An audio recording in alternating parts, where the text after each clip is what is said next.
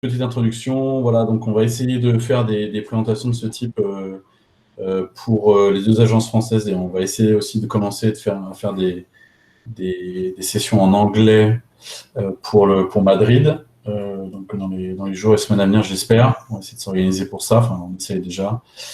Et donc ça va nous permettre un petit peu, voilà, de conserver un peu le lien et de discussion et un peu comme une pause de café pour discuter de notre métier. Voilà, j'espère que vous êtes tous bien installés, que tout le monde va bien chez vous et que vous êtes attentifs à ce que Benjamin va nous présenter. Ça va être très intéressant. Merci Cyril. Donc aujourd'hui, on va parler de la qualité de code et les outils qu'on peut utiliser pour améliorer cette qualité de façon simple, sans trop se prendre la tête. Sorry, but today I speak in French, and the English version will be in some weeks, we hope. Du coup, pour cela, on va d'abord voir pourquoi on fait cette présentation, quels sont les cas qui actuellement posent problème et qui ont besoin de réponses ou d'outils pour y répondre. Et ensuite, on va passer sur différents outils qui permettent de corriger ces différents problèmes qu'on va voir. Dans un linter, un formateur de code, des tests unitaires, sont différentes pistes qu'on va aborder. À la fin, on finira par comment on maintient ces outils dans le temps pour pas que ce soit juste une phase de je commence un nouveau projet, je mets tout en place et puis un an plus tard, c'est le bazar, il n'y a plus rien ne tient la route. On finira sur comment on va jusqu'au bout des choses avec la gestion des releases, entre autres. Alors, tout d'abord, pourquoi on fait cette présentation? Alors, je vous ai mis un petit extrait d'une pull request faite il y a quelques temps sur le projet Air Liquide, avant qu'on ait tous ces outils, où on voit que maintenant, cet extrait de la pull request, il y a rien qui change niveau fonctionnel. Tout ce qui change, c'est une indentation entre la gauche et la droite qui n'est pas tout à fait la même entre avant et après ce commit. Du coup, ça fait du code à lire au moins, même si c'est rapide à identifier, ça prend quand même tout le temps un petit peu de temps et ça bruite un peu les pull requests. Du coup, ne plus avoir ce type de cas permettrait d'avoir des meilleurs pull requests, plus clairs, et de gagner un peu de temps sur la relecture. Et surtout, le but, c'est pas que avant de pusher, je repasse sur tous mes diffs de mon commit pour vérifier est-ce que j'ai pas un espace qui traîne. Troisième point pour améliorer pourquoi on fait ce point, c'est par exemple le but dans la programmation, c'est on voit avec les phases de recettes, les différents environnements, inté, valide, pré-prod, quand il y en a avant de mettre en production, le but est de trouver toujours l'erreur le plus tôt possible. Plus on trouve une erreur tôt, plus elle est facilement corrigeable. Là, l'idée, c'est de trouver les erreurs avant même qu'on commit, avant même qu'on finisse de développer, avant même qu'on passe nos tests sur, peu importe le type de test, sur notre code. Du coup, comment on évite là une erreur? J'ai mis une capture où on voit qu'on a une promesse retournée par this.findByCode. Ça nous retourne un objet sur une promesse. On fait une action avec F, une family entity, on print son code. Par contre, le cas d'erreur n'est pas géré. Donc, si jamais il y a une erreur qui se déclenche, a priori pas lorsqu'on fait le développement, mais plus tard, au moins, on aura pensé à la gérer en amont et pas qu'au moment où on se retrouve ah mince, d'où vient mon erreur, j'ai du mal à la trouver. Ah, peut-être qu'il faudrait que je rajoute un catch, ça serait pas mal. Voilà. Donc l'idée, c'est d'identifier au plus tôt les erreurs. Et dernier point sur les grandes raisons pour faire cette présentation, c'est de garder une homogénéité, une cohérence entre les différentes parties du code, que ce soit entre deux microservices, au sein d'un microservice.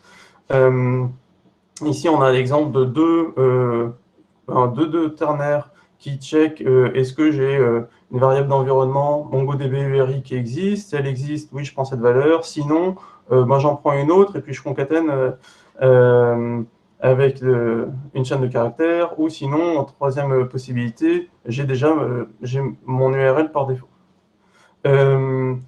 Peut-être, on peut très bien avoir ce code qui est présent dans deux microservices. Ça paraît assez courant de gérer la connexion à MongoDB URI. On peut avoir très bien une fonction en effet qui regroupe les deux pour éviter la duplication de ce code. Mais si on ne l'a pas, au moins garder la cohérence pour avoir la même présentation des deux fonctions aux deux endroits. Et comme ça, si on cherche à tous les endroits où on l'a mis plus tard, ça se retrouve facilement. On n'a pas des problèmes de « Ah, à tel endroit, je l'ai formaté différemment, je ne l'ai pas retrouvé, il est passé à la trappe. » Du coup, pour corriger tous ces soucis, on a un premier set d'outils, une première famille, c'est les linters. Un linter, c'est quoi? On va commencer par la base. Un linter, c'est un outil qui nous permet de flaguer, mettre en avant ce qui n'est pas bon dans notre code, ce qui est une erreur de programmation. Sur le monde TypeScript, j'ai un peu oublié à l'introduction, mais la présentation se concentre sur la stack TypeScript. Donc, dans le monde Node.js et TypeScript, et front ou back, il y a deux grands outils qui existent. ESLint qui permet historiquement de linter du JavaScript, TSLint qui permet de linter du TypeScript, comme son nom l'indique. Il se trouve que depuis fin décembre dernier, TSLint est déprécié, et du coup, tant mieux, ESLint prend mieux en charge le TypeScript avec un module TypeScript ESLint qui permet de faire le pont entre le TypeScript et ESLint. Bon. Au sein de Neo9, on a une coding style qui existe, c'est Neo9 coding style, j'ai mis le lien dans la présentation, que je vous enverrai par la suite. Elle regroupe un ensemble de règles basées sur les règles assez connues dans JavaScript, les règles de lintage de Airbnb, complétées avec quelques autres règles qui sont des retours d'expérience de projet, où on a mis en place TestNet. Du coup, ces différents linters regroupent un ensemble de règles. Là, l'idée, ça va être de passer en revue des règles avec des cas très pratiques qu'est-ce qu'elles apportent, pourquoi on cherche à s'embêter ou plutôt pourquoi on cherche à rajouter de la sécurité avec ces règles. Donc on va passer sur différents exemples pour voir. Pour cela, du coup, je vais vous demander, on va faire un petit essai, puis si ça ne marche pas, tant pis. Je vais essayer de vous laisser identifier les différents problèmes qu'on a. Donc, je vous invite à commenter sur le chat pour voir si vous voyez le problème qu'il y a sur ce premier exemple. Du coup, ici, on définit un tableau, on le type en any. Ça peut arriver dans d'autres cas peut-être plus farfelus que juste instancier un tableau. Et après, on cherche à le mapper. Et dans notre fonction de mappage, là, on voit qu'on a un souci sur B. Est-ce que vous voyez ce qui ne va pas sur B? N'hésitez pas sur le chat à commenter. B n'est pas typé, on me dit, il n'y a pas de type. C'est l'idée. En effet, on n'a pas de B et en any, mais du coup, on n'est pas, c'est pas clair. L'idéal est d'afficher clairement que B et aussi de type any. Ensuite, notre exemple. Alors celui-ci, on va commencer par la première ligne, d'abord sur la fonction getUser. Est-ce que vous voyez ce qui ne va pas sur, ce premier bloc rouge, en gros.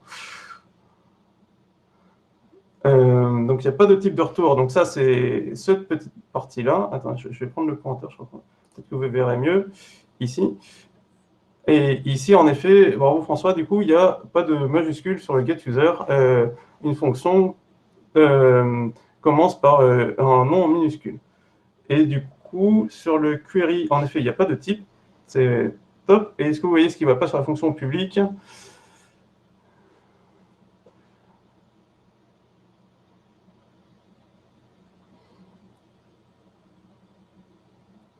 Le A5 wait inutile. Thomas, c'est... ouais.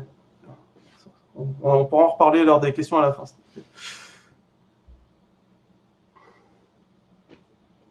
Ok, François a trouvé. Du coup, la fonction publique devrait être avant la fonction privée. Donc pour ça, on a différentes règles. La première, c'est le function name qui permet de rajouter des regex sur les noms des fonctions, que ce soit suivant leurs différents types. Les privés, par exemple, ont un format, mais c'est plutôt les fonctions statiques ont un autre format, plutôt en majuscule avec des underscores, c'est très proche de ce qui existe déjà en Java, par exemple. Au niveau de la query, en effet, c'est mieux de préciser le type. Mongo propose des types pour cela, par exemple. Et il y a le getUser et préciser le type de retour sur la fonction. On va fait de rajouter des types au fur et à mesure sur les paramètres et les retours des différentes fonctions. Permet d'avoir des points d'ancrage où on aura toujours des types définis dans notre code. Et l'ordre des fonctions, même idée, c'est le même ordre que les fonctions en Java. Donc, d'abord, tout ce qui est dans une classe, d'abord tout ce qui est statique, ensuite le constructeur, et puis les fonctions publiques, et enfin, en bas, les fonctions privées qui sont internes à cette classe. Après, vous mettez protected entre les deux. Et puis, voilà. Du coup, ici, j'ai mis, par exemple, un type de filter query qui est disponible par Mongo. Et en effet, l'ID, si on appelle directement Mongo avec cette fonction, c'est bien de penser à mettre un object ID. Merci, Clem. Autre exemple, ici, est-ce que ça vous parle comme autre exemple? Je pense que la réponse est en partie en bas. En gros, sur les PR, c'est assez simple de se retrouver à chacun... je donne le go, on va voir si vous avez des idées.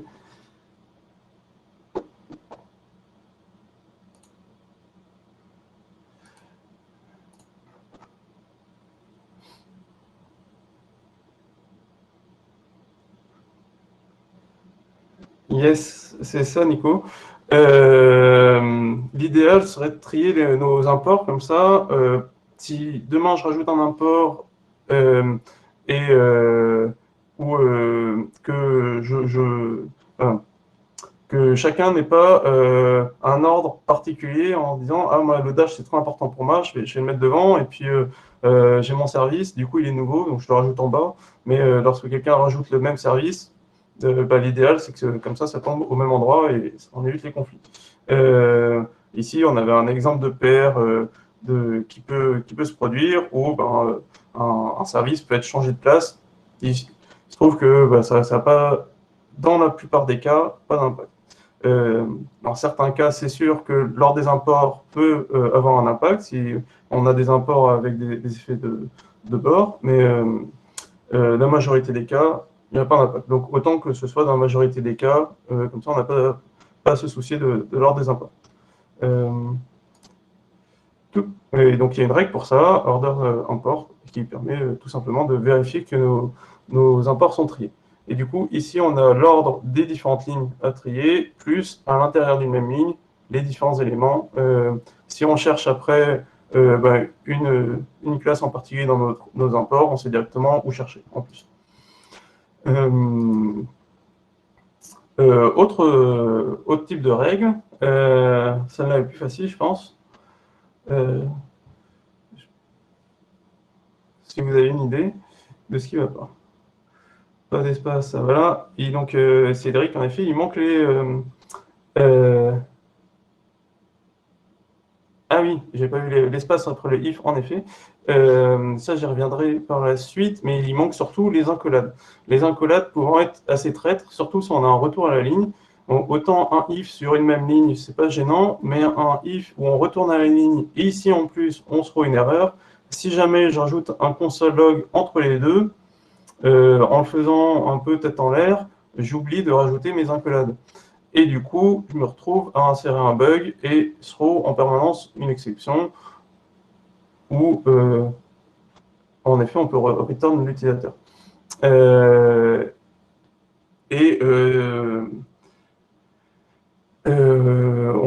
se retrouve avec un bug, alors, dans ce cas-là, quasiment instantané, mais qui peut être plus vicieux dans d'autres cas. Donc pour ça, il y a une règle qui s'appelle curly, comme les accolades, pour forcer aider à détecter ce genre de cas. Autre exemple, pour la suite, alors celui-là, je pense que ça va vous parler plus. Thomas en parlait un peu tout à l'heure.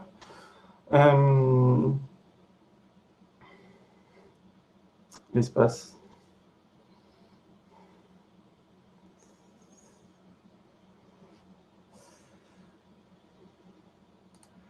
Je pense que vous voyez ce qui manque sur cette ligne. Il manque le this. Alors, on est en dehors d'une classe. Je n'ai pas précisé. Le return, c'est tu chauffes. Il manque même... là, on a une fonction qui retourne une promesse. Le but est, en effet, Baptiste, de rajouter le await et de bien gérer nos promesses. De ne pas laisser une promesse, disons, en l'air ou non traitée. Soit on rajoute en une fonction .zen et, comme on a vu à l'introduction, une fonction qui traite le résultat et une fonction qui gère les erreurs. Soit on rajoute un await et comme ça, certes, on va attendre le résultat pour passer à la suite, mais nos erreurs sont bien gérées, on n'a pas de fuite mémoire associée, et ça arrive très fréquemment d'oublier de rajouter un await. Il suffit que ce soit une fonction qui retourne pas de résultat, pour qu'elle soit traitée en fait de façon dissociée. Elle retourne une erreur, on n'est jamais au courant.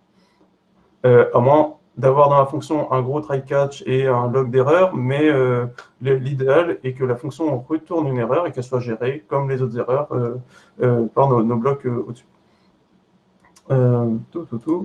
Alors, du coup, on a une règle pour ça, no floating promise, qui permet de s'assurer de ce point. Du coup, voilà, l'idée, c'est de rajouter juste simplement un await avant. Là, notre fonction return void, donc c'est pour ça qu'on ne retourne pas la valeur. Et dernier point, je pense que... Alors ici, c'est moins obvious, il faudrait que je vous donne les critères qu'on a mis sur le linter, mais c'est assez proche de... Voilà, donc la ligne est trop longue. La norme est souvent soit de 80 caractères de long, soit de 100 caractères. Voilà, on arrive dans le débat, chacun a sa longueur de ligne préférée. Dans l'idée, sur la norme Airbnb, on a une longueur de ligne de 100 caractères. Du coup, la question va être de savoir, oui, certes, notre ligne est trop longue, qu'est-ce qu'on peut faire pour ça? Forcément, retourner à la ligne, c'est pas bien compliqué, mais comment on retourne à la ligne? Donc, voilà, on a une règle max line length qui prend en paramètre la longueur qu'on désire et qui nous indique, attention, ici, on est trop long. Du coup, il y a plusieurs possibilités de retourner à la ligne, soit la possibilité numéro 1, la 2 ou la 3. Donc, soit on met tous les paramètres sur la ligne suivante, un paramètre par ligne, soit c'est les types génériques qu'on passe à notre fonction qui vont nous permettre de retourner à la ligne. Donc là, on voit que déjà, c'est pas très pratique. Il suffit que le développeur A il fasse la solution 1 et le développeur B la solution 2. On perd un peu en homogénéité dans notre code. Et voilà, ça crée potentiellement plus de risques de conflit ou des modifications non voulues parce que quand B repasse derrière A, lui, il aime bien que ce soit formaté comme ça, et puis du coup, il a remis ses retours à la ligne différemment. Du coup, c'est pour ça qu'on peut intégrer un formateur dans notre chaîne d'outils de développement.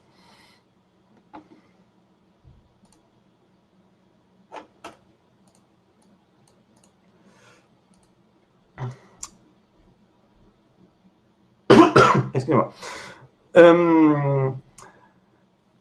C'est pour ça, du coup, comme formateur, il en existe un qui est très répandu sur au moins le TypeScript, c'est Prettier.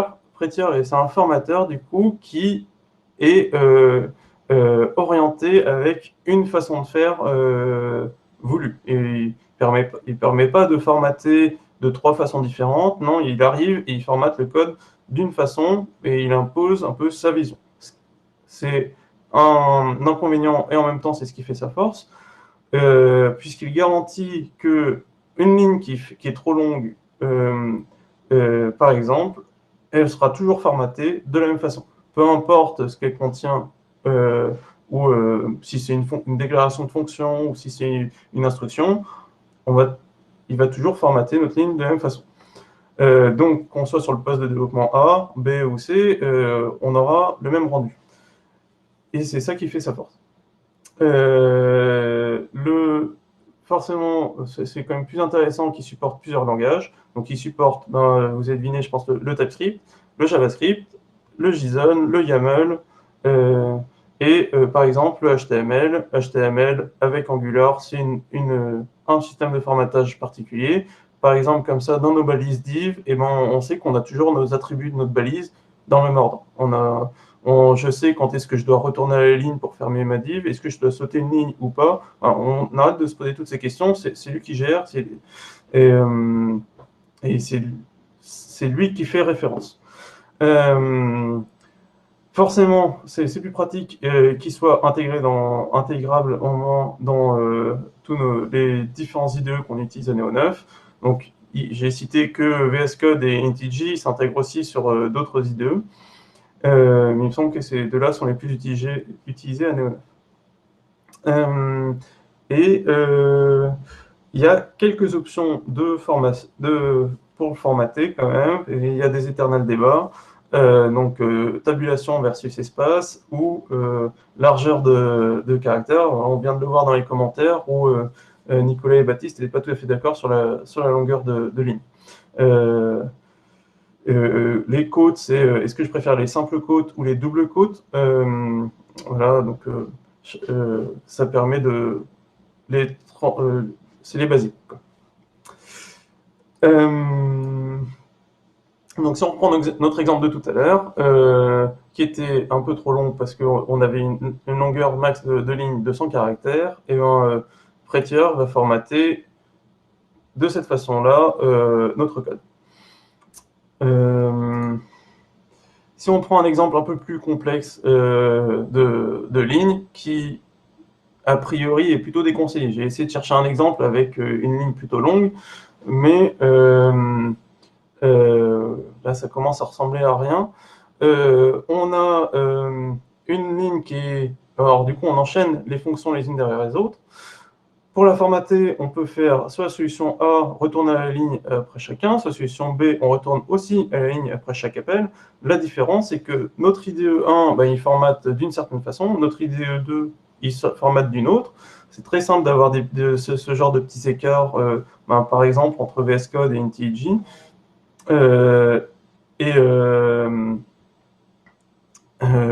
Du coup, on a un écart alors que du coup, là, l'intérêt de Prettier, c'est de mettre tout le monde d'accord sur une façon de faire, et du coup, ben, c'est cette intentation-là qui est préférée. Alors du coup, je vais vous montrer une petite démo de ce à quoi peut ressembler Prettier utilisé dans la vraie vie. Ah mince, j'ai pas coupé mon notif. Alors, on a donc ici une classe démo qui a une petite fonction add. Alors ici, tout à l'heure, on parlait d'espace qui manquait entre les if. Ici, on voit qu'il manque un espace avec b et number. Là, c'est pas très clair de tout coller. Notre ligne, c'est pas très pratique d'avoir tout sur la même ligne pour s'y retrouver. Donc, je peux très bien, avec mon IDE, formater le document, qui va le formater en utilisant la configuration de Prettier que j'ai dans mon projet. Et le binaire qui est utilisé, c'est celui dans mes nodes modules. Si j'annule cette modification-là, je peux aussi très bien formater l'ensemble de mon code avec une fonction très simple à lancer, Prettier-white pour dire applique-moi les modifications. On voit qu'il passe sur l'ensemble de mes fichiers et notamment celui-là de notre classe où on a bien des espaces qui sont apparus ici, là et là, des retours à la ligne. Voilà. Notre code est tout de suite plus clair. Ça formate bien le code en somme. Et puis, il est assez rapide à appliquer, c'est pas trop long. Donc, du coup, pour l'instant, on a vu qu'on pouvait linter notre code pour trouver les principales erreurs, appliquer un linter et utiliser un formateur. Il y a encore, pour aller plus loin, on peut mettre en place des tests unitaires. Souvent, en effet, sur les projets, on n'a pas forcément le temps ou la capa de les mettre en place. Là, l'idée, c'est vraiment de montrer comment simplement on peut mettre en place des tests unitaires sans que ce soit trop consommateur en temps et assez rapide à mettre en place et de deux, assez facile à utiliser par la suite. Donc, je ne vais pas repasser en grand.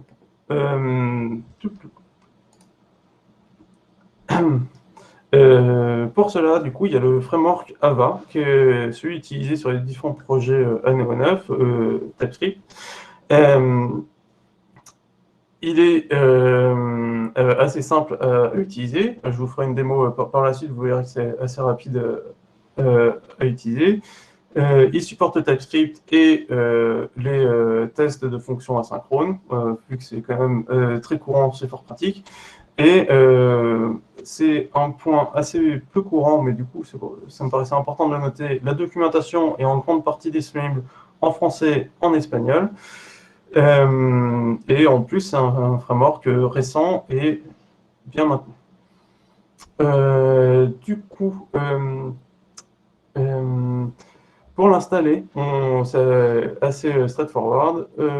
On peut faire un yarn add en dev. Forcément, pour l'avoir en dev dependency, ça ne sert à rien d'embarquer le framework de test en prod. Donc, on installe Ava. Il y a besoin, pour fonctionner avec TypeScript, de rajouter testnode et Ava TypeScript. Et testnode pour l'exécuter avec de la transcompilation à voler. Et Ava TypeScript pour faire le lien entre TypeScript et puis Ava, tout simplement. Au niveau de la configuration, vous pouvez voir que c'est assez simple. Il suffit de dire que oui, je vais utiliser testnode pour le lancer et que c'est sur des fichiers d'extension en TypeScript. Mes fichiers de test, ils sont dans un dossier qui s'appelle test. Et ici, j'ai mis deux exemples de commandes pour lancer les tests. Alors, l'idée, c'est d'avoir deux commandes dissociées. Une qui est en watch pour lancer les tests de façon à chaque modification de fichier. Comme ça, on peut faire du TDD, donc du Test Driven Development, afin de tester notre dev en cours de route. On va voir un exemple de ça juste après. Assez simple, ne vous inquiétez pas, ce ne sera pas trop long. Et une commande plus globale pour passer les tests, c'est par exemple une commande qu'on peut lancer dans Jenkins avant de builder notre image Docker ou avant de builder notre package, qui regroupe les différents points qu'on a vus avant. Donc, appliquer le linter. Une fois que le linter passe, ben, je vais essayer de builder mon app. Une fois que l'app peut bien se transcoder de TypeScript en JS, je lance mon framework de test, donc Ava. Je lance avec NYC qui me permet d'avoir un report sur le taux de complétude de mes tests. Le taux de couverture, pardon, de mes tests. Oh, pardon, je vais un peu vite. Donc, une petite démo. Je vais mettre sur mon autre branche. Donc ici, on a une fonction, toujours notre classe démo. Cette fois-ci, elle a une fonction statique add qui vont additionner A plus B. Voilà, j'ai codé ça vite. Je me dépêche d'écrire mon petit test qui, alors check, c'est assez basique. Je vais vérifier que 1 plus 2, ben, j'obtiens bien 3. Et puis voilà, je me dis, bah, ça doit être bon. Mon test est bon. C'est ça.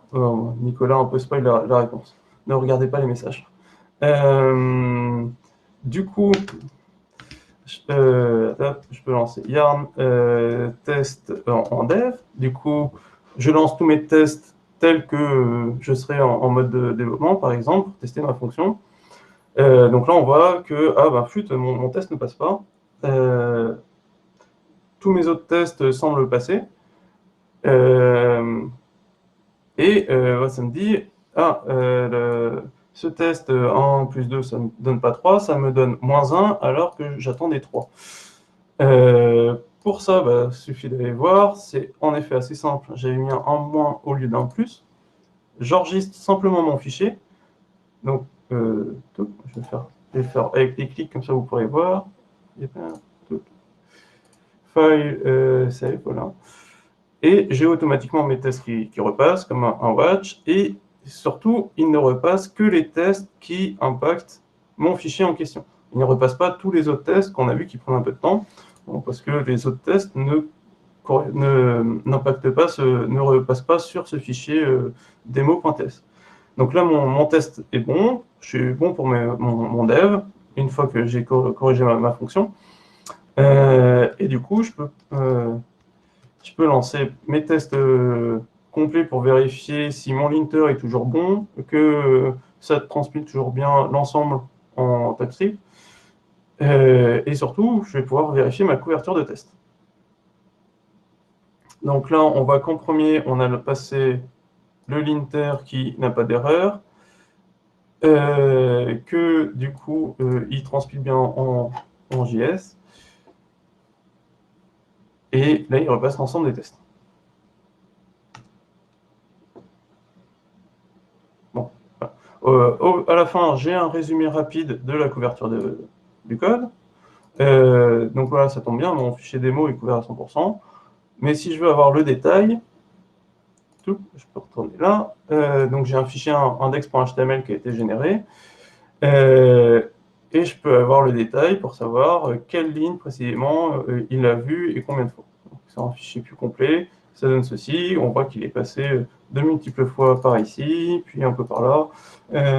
Et qu'au moins, il a couvert quasiment toutes les lignes avec des lignes en erreur. Attention, ça, c'est pas testé. Peut-être qu'il y a un risque de bug sur ce point. Avec est-ce qu'il emprunte bien toutes les branches sur les différents if et autres. Voilà. Un framework de test assez classique en ça. Du coup, là, on a bien notre linter, notre formateur, tout ça qui est en place. Nos tests passent bien, mais par contre, ça m'empêche pas de complètement ignorer ces outils parce que moi, j'ai envie d'en faire enfin, je suis très confiant dans mon code et que tester, c'est pour ceux qui doutent. Donc, comment on confirme, on conserve tous ces tests et l'ensemble de ces outils en place dans le temps? C'est ce qu'on va voir tout de suite. Alors, l'idée, c'est de rajouter des git hooks avec modération. Point trop d'infos. En gros, on a déjà des git hooks existants sur les différents projets. L'idée, c'est de vérifier, par exemple, le linter ou de repasser le formateur sur les fichiers qu'on vient de modifier, le linter, si possible, sur l'ensemble ou sur les fichiers modifiés. Et cette partie-là, on va le passer à chaque commit. Comme ça, ben, c'est assez simple. Ben, chaque fois que je commit, je suis certain que mon code, ben, il est clair et bien indenté et puis j'ai pas loupé une erreur assez grossière trouvable avec le linter. Donc actuellement, il y a déjà des git hooks présents sur la plupart des projets. Ils fonctionnent tout simplement lorsqu'on installe nos dépendances. Il y a un script de post-install qui se lance et qui lance un petit script de setup git hooks qui va copier dans les hooks, dans le dossier hooks du point .git, nos différents dossiers, commit message et pre-commit. Mais pour ça, il y a moyen de faire plus clair que d'avoir ce petit dossier bin qu'on transporte sur toutes nos API et même nos fronts. On peut utiliser Husky. Husky, c'est une petite lib très pratique qui se charge de mettre en place des hooks pour nous. Et un hooks, bah, c'est tout simplement une commande qu'on peut lancer, sachant qu'on peut avoir un fichier Husky, un fichier de conf Husky à la racine de notre fichier, ou directement intégrer ces petites lignes, parce que c'est vraiment très court, dans notre package.json. Pour ça, du coup, on a différents hooks, différents points d'action possibles. Le commit message, donc lorsqu'on commit, vérifier déjà, vérifier que notre message de commit est bien formaté, parce que oui, on a une format de commit afin de pouvoir générer des changelogs, j'y reviendrai par la suite, clair et de façon automatique. Si on respecte bien tous le même format, on peut automatiser la génération des changelogs, sinon bah, c'est bien plus compliqué. On a aussi une action de pre-commit. Donc pre-commit, bah, là c'est par exemple, je veux reformater l'ensemble du code et puis je veux le linter également. Il y a des mécanismes forcément qui existent un peu plus poussés qui permettent de formater uniquement les fichiers qu'on a embarqués dans notre commit parce que potentiellement on ne veut pas embarquer tous nos fichiers, toutes nos modifs. On peut rajouter des hooks aussi sur les push, faire attention, parce que plus un git hook est long à être exécuté, plus on tarde à faire des commits, parce que, ah, non, je vais pas commiter, parce que là, j'en ai encore pour 5 minutes avant que ça commit vraiment, donc je vais peut-être intégrer ma deuxième evol dans mon commit, et puis force, on se retrouve à avoir des gros commits difficiles à rollbacker ou à cherry-picker sur d'autres branches en cas de besoin.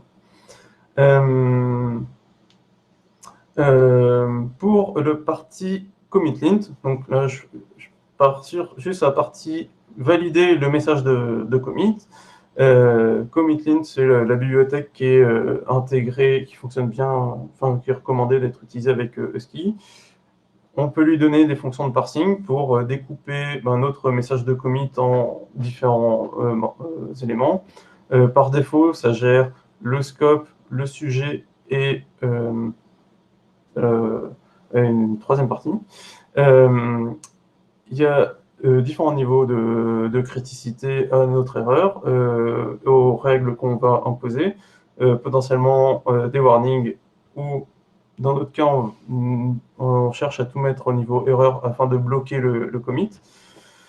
Et du coup, par exemple, sur le scope, dans la règle standard Neo 9, c'est que le scope doit avoir un scope déjà, suivi de 2 points. Le scope, lui, sera toujours en minuscule avec maximum 12 caractères, 2 points, et ensuite on a un sujet qui, lui, commence par une majuscule, maximum 70 caractères, et qui finit pas par un point tout afin de juste économiser un caractère sur chaque commit, le point étant pas essentiel. Du coup, là, on a l'ensemble de notre linter, notre formateur, nos tests qui passent de préférence sur Jenkins.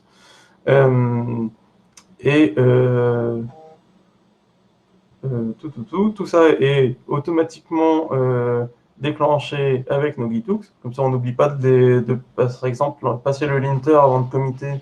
Bah, c'est très simple de l'oublier. L'idée, c'est de voir 2-3 autres petits points dont la release de notre application.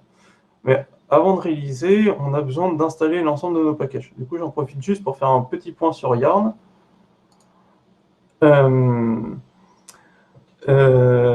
Yarn étant pour l'instant, ce qui est préféré à Neo 9 pour les applications Node.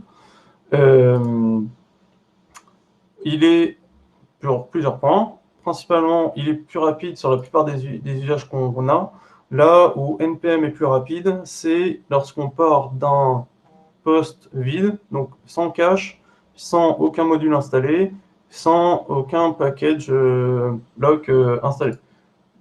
Dans nos cas, le package lock, il est généré au moins une fois. Et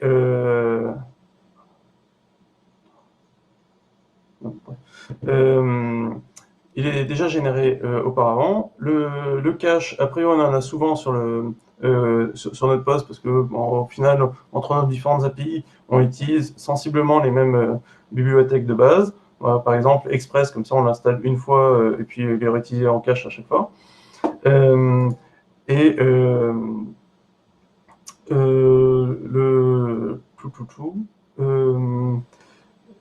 Les seuls cas où on n'a pas de cache, c'est par exemple dans Docker. Et à ce moment-là, on reste sur un temps quand même, donc c'est le deuxième graphique, sur un temps légèrement supérieur pour Yarn. Donc un temps inférieur et du coup une meilleure performance.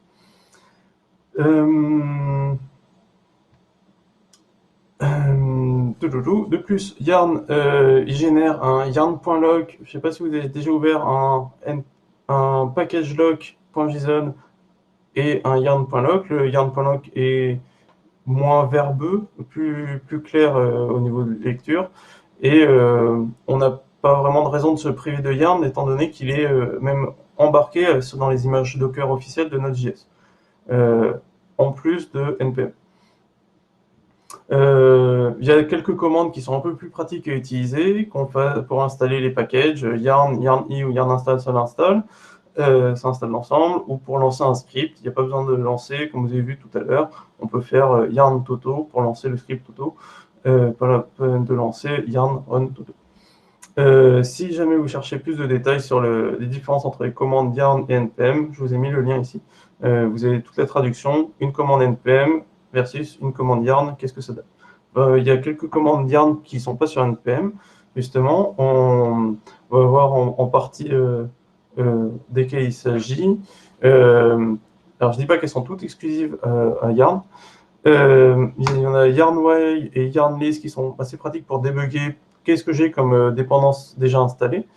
Il y a le Yarn Upgrade Interactive qui, on vous l'avait montré lors de la dernière démo Node JS et TypeScript avec Maxime, pour vous montrer comment on installe comment mettre à jour en respectant les contraintes qu'on a mis dans notre package.json sur nos numéros de version. Par exemple, je suis en version 9 d'Angular, je veux upgrade Angular. je suis en version 8 d'Angular, je veux être Angular, mais je ne veux pas passer en version 9. Du coup, je cherche juste à prendre les mineurs ou les patchs. Yarn Upgrade interactif est tout à fait adapté pour ça. Alors qu'on a une autre option, Yarn Outdated, qui, elle, permet de checker d'un coup d'œil toutes nos dépendances qui sont plus à jour, mais plus à jour que ce soit une mineure, un patch ou une majeure. Je vais vous montrer comment ça se présente.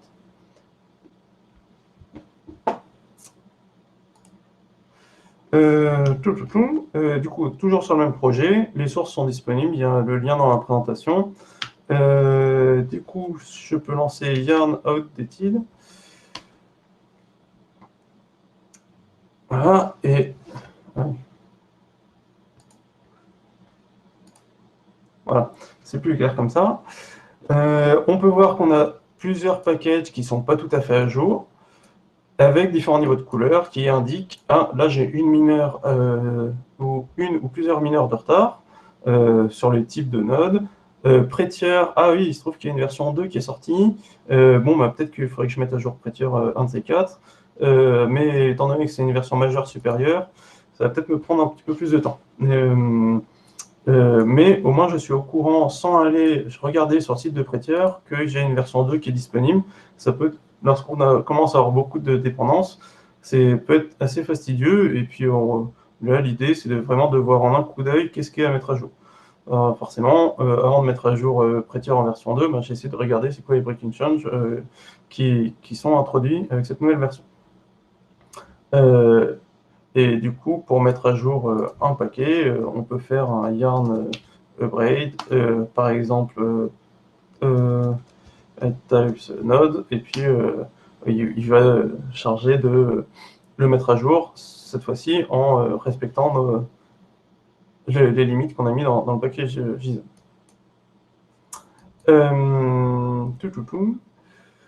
Et donc là, on a tous nos paquets qui sont, notre code est propre, notre code est tout beau. On cherche peut-être à le livrer un de ces quatre au client quand même, pour qu'il profite des fonctionnalités. Pour ça, on a besoin de faire une release.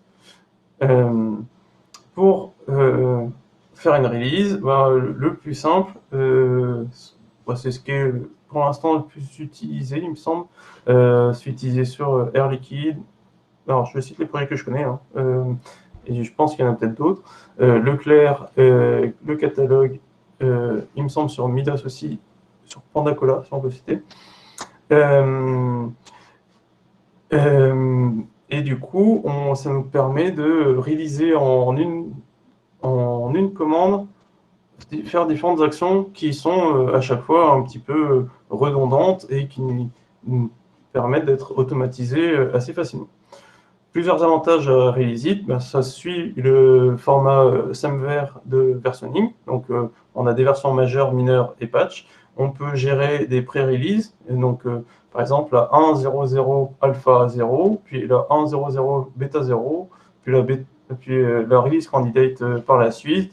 Et puis, on peut incrémenter comme ça les différents suffixes. Alpha, bêta, release candidate, RC, c'est des exemples. Il y a moyen d'avoir son... on peut faire des snapshots 1, snapshot 2, snapshot 3, si on préfère. Il incrémente automatiquement le numéro de version, que ce soit sur les pré-releases ou les patchs. Voilà, j'ai besoin de sortir un nouveau patch de mon API. J'ai pas besoin d'aller chercher mon package log, voir en quelle version il est, pour pouvoir déterminer c'est comme mon prochain numéro de version. Et surtout, il ne met pas à jour ce numéro de version à un seul endroit, ce qui serait assez facile avec npm version, mais il permet de créer le tag en même temps, aussi, ça c'est assez classique, mais il permet aussi de lancer des outils intermédiaires en pré-release et post-release, notamment de builder un changelog avec Conventional Changelog, qui est la bibliothèque recommandée pour être utilisée avec. À Neo9, du coup, le format de commit dont je parlais tout à l'heure suit le format ESNet, qui permet d'avoir des changelogs regroupés par... voilà, si on prend un changelog,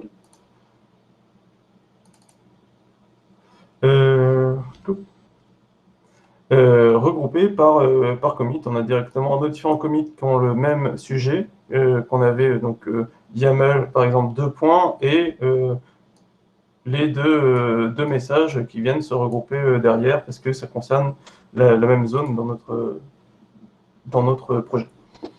Donc le tag, ça push tout ça sur Git, sur GitLab par exemple, pour ensuite déclencher la pipeline sur Jenkins pour builder les images et compagnie, pour les mettre à disposition du client. Il peut aussi forcément livrer sur NPM. Il y a des plugins, et c'est directement intégré par exemple pour livrer sur GitHub ou autre les changements, les release notes à chaque fois. Voilà, c'est à peu près tout. Est-ce que vous avez des questions, si vous n'êtes pas tous endormis?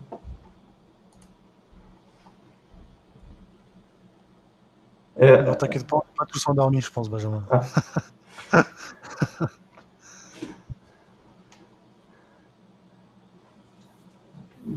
Top, Nico.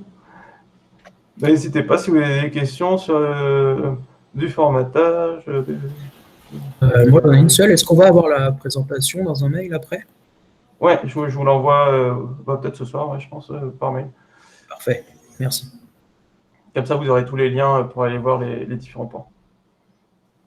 Alors, tracing de l'évolution de couverture.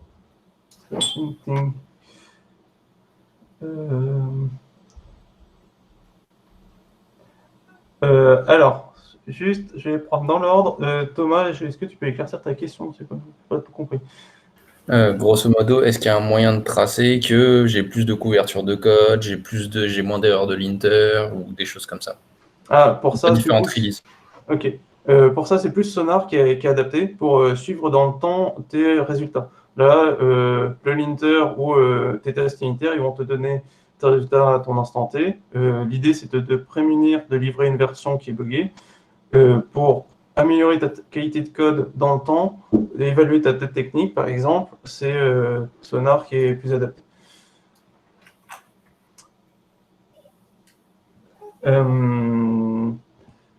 Donc, de base, non, il faut intégrer Sonar. Pour Victor, et Nico aussi, version Victor, sur ESLint Fix et Prettier, la différence, c'est que Prettier couvre plus de points que ESLint. Par exemple, ESLint, il ne sait pas forcément fixe beaucoup de cas ou tous les cas, et ils en fixent pas mal. Par exemple, quand je parlais de l'ordre des imports, ça, c'est directement fixable automatiquement. En 2 clics sur un IDE, il n'y a pas besoin de se prendre la tête à déplacer ces lignes à la main. Par contre, Prettier, lui, va plus loin sur la partie, par exemple, retour à la ligne, indentation, qui n'est pas aussi strict que Prettier, enfin, TSLint ou ESLint n'est pas aussi strict que Prettier sur ce point. Du coup, c'est comme ça que même en ayant un TSLint avec des règles assez poussées, on n'est pas aussi garant sur le format de notre code qu'avec Prettier. Ok, ça devait être parce qu'en fait, je pense que ESLint, moi, ça fonctionnait très très bien en JS pur, le formatage automatique. La correction automatique de ligne, si je faisais, enfin tous les exemples que tu avais montrés, enfin je sais plus comment tu as montré un exemple qui faisait écrit sur une ligne, moi ESLint, tu le faisais quasiment en totalité. Mais c'était sur du JS, pas du TypeScript. Alors peut-être que du coup, sur le TypeScript, il est paumé ou... Peut-être que ESLint va plus loin que TSLint aussi sur ce point, à voir lorsqu'on passera sur ESLint. Ah, j'ai pas précisé dans la presse. C'est ESLint qui allait super loin et donc du coup, il formate normalement, il corrige beaucoup de choses sur des pages, même sur les retours. Et là, l'intérêt de Prettier, c'est qu'il supporte aussi autre chose que juste le JS. ESLint, Ouais, du coup, okay. Il supporte par exemple le YAML. Avoir dans ton YAML, où il supporte aussi le Markdown. Si tu as dans ton YAML des double quotes au lieu de simple quotes, c'est très simple d'avoir des espaces qui traînent. Voilà, il clean tout ça. Cool.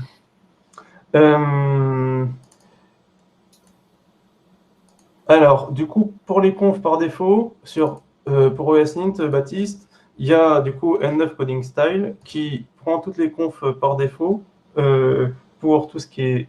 Alors, pour l'instant, ça fonctionne sur TSLint. Pour la partie pré-tiers, voilà, merci Cyril pour le lien.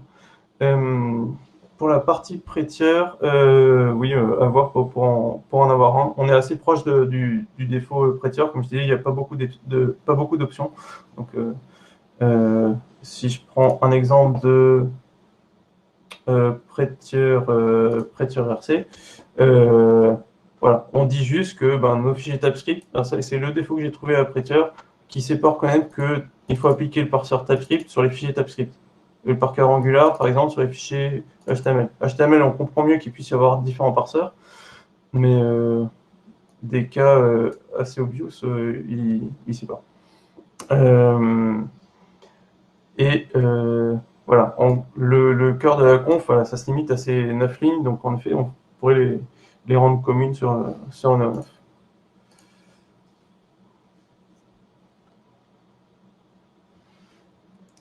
Voilà. Est-ce que vous avez d'autres questions?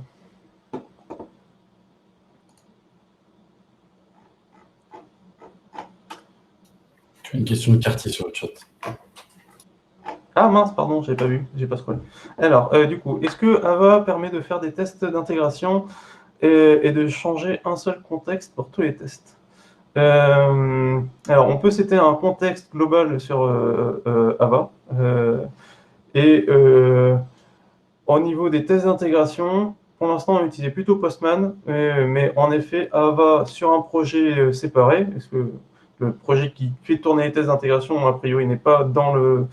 ne fait pas partie de ce qui est lui-même, ce qui est intrinsèquement intégré. Du coup, oui, en soi, Ava pourrait permettre de faire des tests d'intégration avec des scénarios. Je ne sais pas si c'est l'outil le plus simple pour le faire, mais ça pourrait très bien le faire. Il y a moyen d'utiliser des mocks. Par exemple, Clément, sur le projet catalogue, a mis en place l'équivalent de Mockito pour moquer un Elasticsearch ou moquer un MongoDB. Et du coup, est-ce que je connais des outils sur VS Code qui permettent de simplifier le code à IntelliJ te propose la simplification du code sur Java? Je réfléchis. Non, pas des masses. Pour l'instant, ça me... Non, pour l'instant, je prends juste les suggestions éventuellement de VS Code. Mais dans l'exemple, par exemple, le dead code peut être détecté par le linter, si je ne dis pas de bêtises.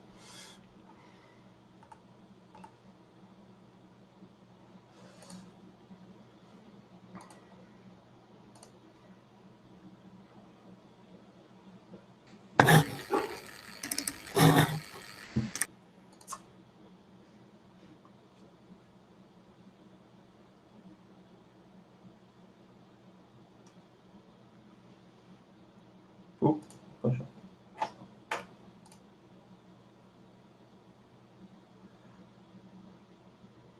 Bon, s'il n'y a pas d'autres questions. Ouais, pas d'autres questions? 1, 2, 3 jugés. Eh bien, écoutez, merci pour la présence de tout le monde. Là.